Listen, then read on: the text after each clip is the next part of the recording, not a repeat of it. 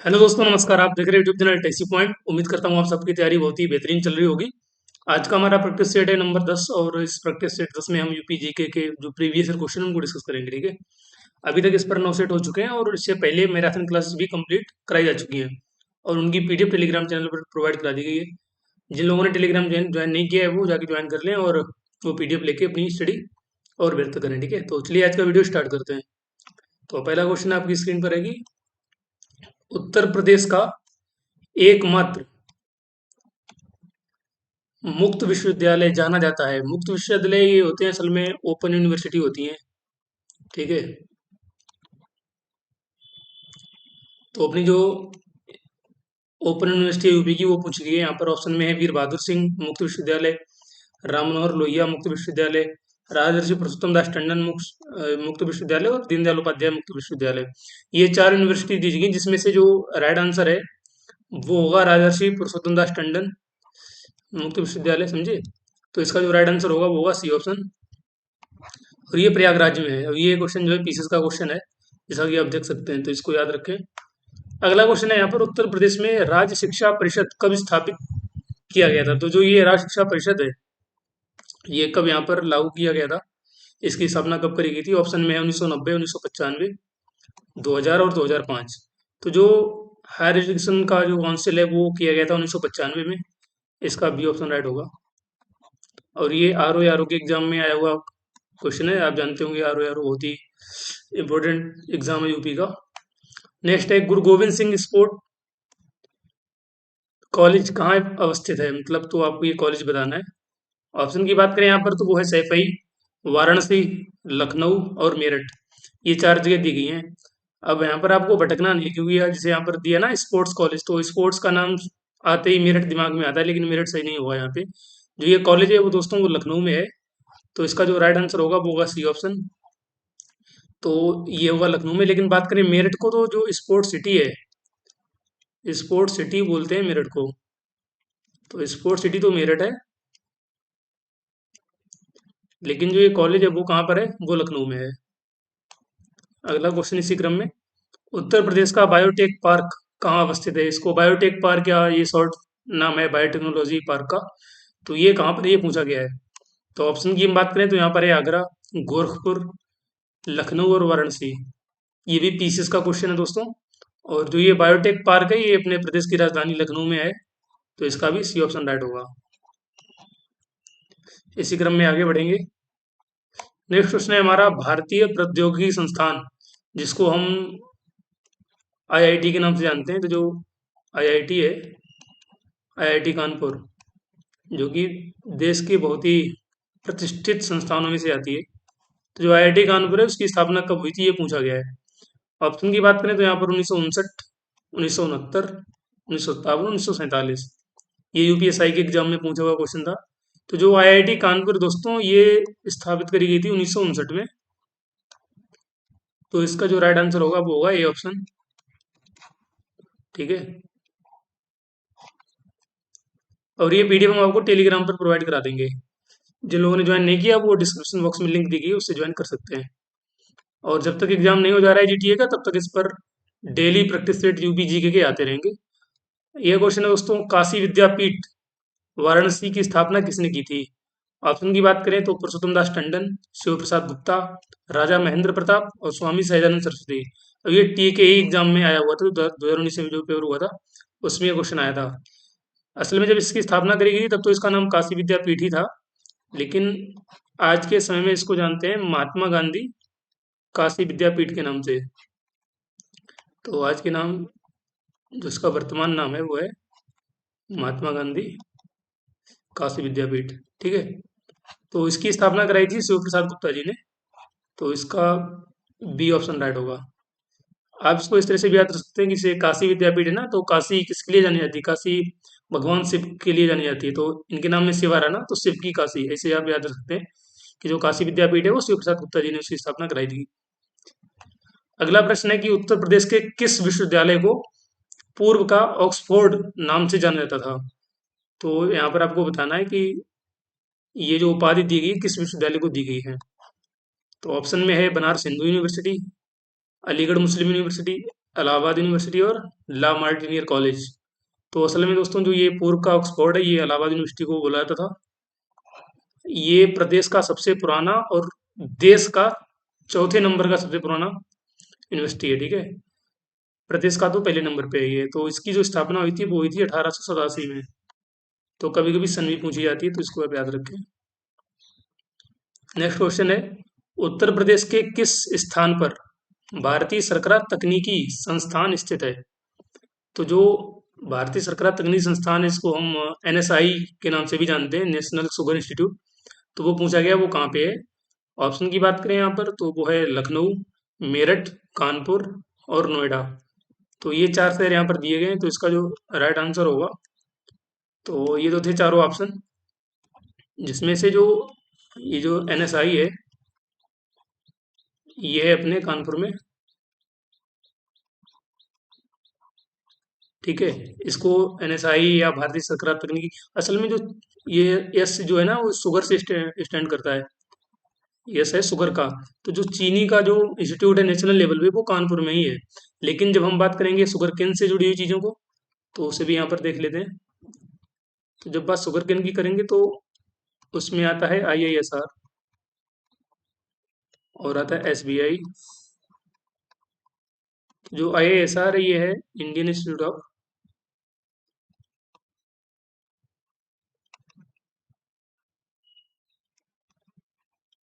ये है sugar cane research का।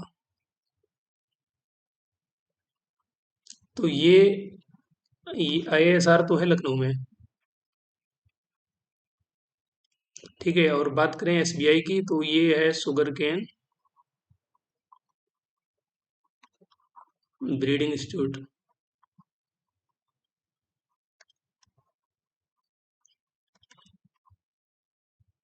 और ये कहाँ पे है, ये कोयम्बटूर में है, ठीक है। तो ये आपको याद रखना है। तो एनएसआई है वो कानपुर में है, और आईएसआर लखनऊ में, और एसबीआई कोयम्बटूर में है, ठीक है। इसको भारतीय ये क्या शुगर केन ब्रीडिंग इंस्टीट्यूट है ना, गन्ना प्रजनन संस्थान। और ये Indian institute of sugar cane research, जिसको बोलेंगे भारतीय गन्ना अनुसंधान संस्थान। और एनएसआई राष्ट्रीय सरकरा केंद्र, या ऐसे करके, या भारतीय सरकरा तकनीकी संस्थान इसको बोल सकते हैं, ठीक है। तो ये कानपुर में, इसका ऑप्शन सी राइट होगा, ठीक है। अगला क्वेश्चन है, अब तक प्रदेश में कितनी महिलाएं मुख्यमंत्री के पद पर रही हैं वो बताना है। ऑप्शन में है 0, 1, 2 और 3। तो इसका जो राइट आंसर दोस्तों वो होगा 2। तो अभी तक दो महिलाएं जो है वो यूपी की सीएम रह चुकी हैं। तो पहले नंबर पे वो तो सुचेता कृपलानी जी हैं, जो कि फर्स्ट लेडी सीएम थी यूपी की, ठीक है। और जो दूसरे नंबर पे है वो, दूसरे नंबर इन द सेंस कि जो दूसरी महिला है वो है मायावती जी।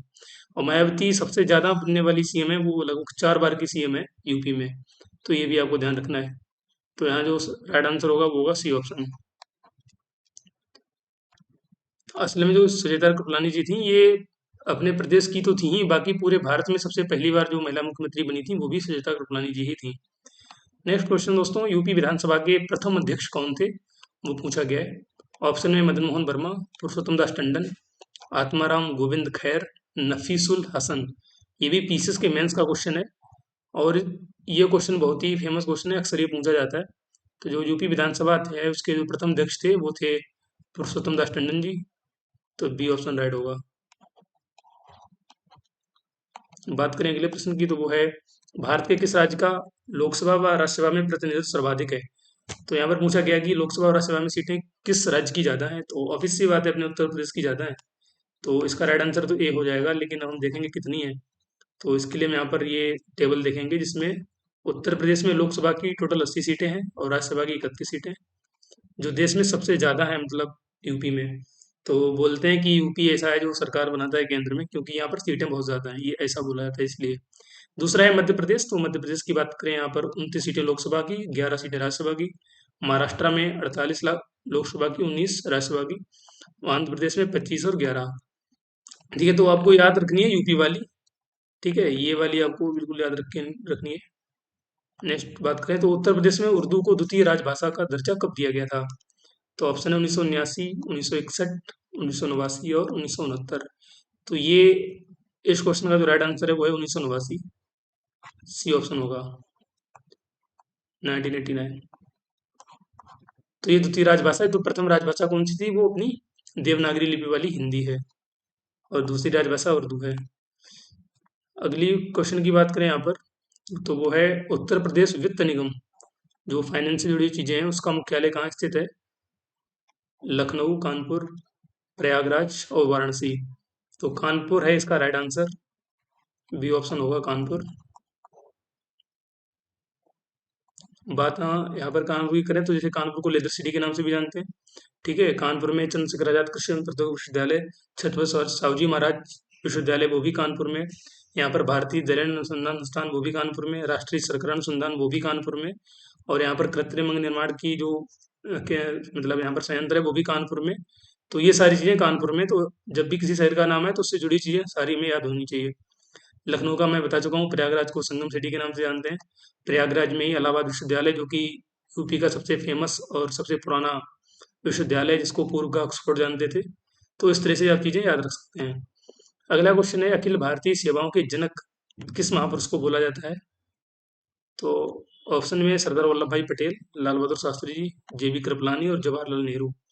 तो इसका जो राइट आंसर है वो है सरदार वल्लभ भाई पटेल जी। तो इसका ए ऑप्शन राइट होगा। ठीक है, तो बात करें अगले क्वेश्चन की, तो वो है उत्तर प्रदेश सरकार का संवैधानिक प्रमुख कौन होता है? तो बात यहाँ पर संवैधानिक प्रमुख की पूछी गई है, तो वो बताना है। ऑप्शन में है मंत्रिपरिषद, मुख्यमंत्री, राज्यपाल और विधानसभा के अध्यक्ष। देखो मंत्रिपरिषद तो किसी भी हाल में नहीं होगा, तो ये ऑप्शन तो हट जाएगा यहाँ से। तो वो जो इसका राइट आंसर होगा तो वो होगा राज्यपाल। तो जो संवैधानिक प्रमुख होता है, कार्यपालिका का संवैधानिक प्रमुख होता है, वो तो राज्यपाल होता है, जिसे हम गवर्नर के नाम से जानते हैं। और राज्यपाल ही सारे विश्वविद्यालयों का, जो प्रदेश में विश्वविद्यालय होते हैं उनके कुलाधिपति राज्यपाल ही होते हैं। और जो वास्तविक प्रमुख होता है कार्यपालिका का,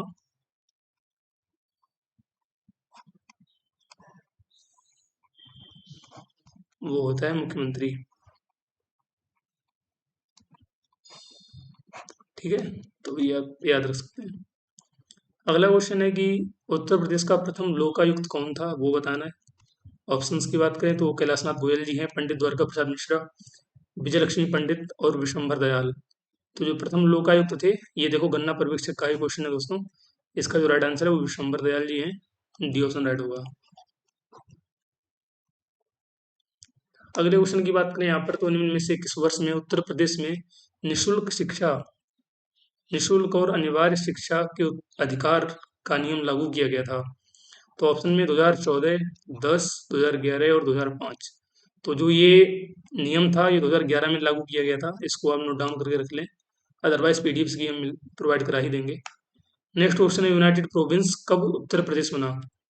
तो पहले आप समझिए यूनाइटेड प्रोविंस है क्या चीज, जिसको हिंदी में संयुक्त प्रांत के नाम से जानते हैं। तो उत्तर प्रदेश का नाम उत्तर प्रदेश होने से पहले इसको संयुक्त प्रांत के नाम से जाना जाता था। फिर इसको 24 जनवरी 1950 को उत्तर प्रदेश के नाम से जान मतलब इसका नाम बदला गया और उत्तर प्रदेश रखा गया। तो 24 जनवरी को ही यूपी डे के नाम से भी सेलिब्रेट करते हैं। तो इसका राइट आंसर होगा सी 1950। अगला क्वेश्चन है कि संगम योजना का मुख्य उद्देश्य क्या है? अब इस तरह से जब स्कीम आती है ना, तो इसमें भटकना नहीं होता है कि संगम दिया है तो संगम से जुड़ी चीजें होंगी, ऐसा नहीं है, जरूरी नहीं है ऐसा। तो संगम योजना है, ऑप्शन है कि विकलांगों की कल्याण वृद्धि करना, नदियों को परस्पर जोड़ना, नदियों को प्रदूषण मुक्त करना और राष्ट्रीय एकता को बढ़ावा देना। अब जैसे संगम जो वर्ड आया उसका मतलब क्या हुआ? संगम तो वो जगह होती है भाई जहाँ नदियां मिलती हैं या कोई चीज मिलती है आगे, ठीक है, तो वो संगम हुआ उस चीज का। लेकिन यहाँ पर ऐसा नहीं है, तो भटकना नहीं है भैया। यहाँ पे जो राइट आंसर होगा वो होगा ए ऑप्शन, विकलांगों की कल्याण वृद्धि करना, मतलब जो भी दिव्यांग लोग हैं ना उनके वेलफेयर को लेके काम करना।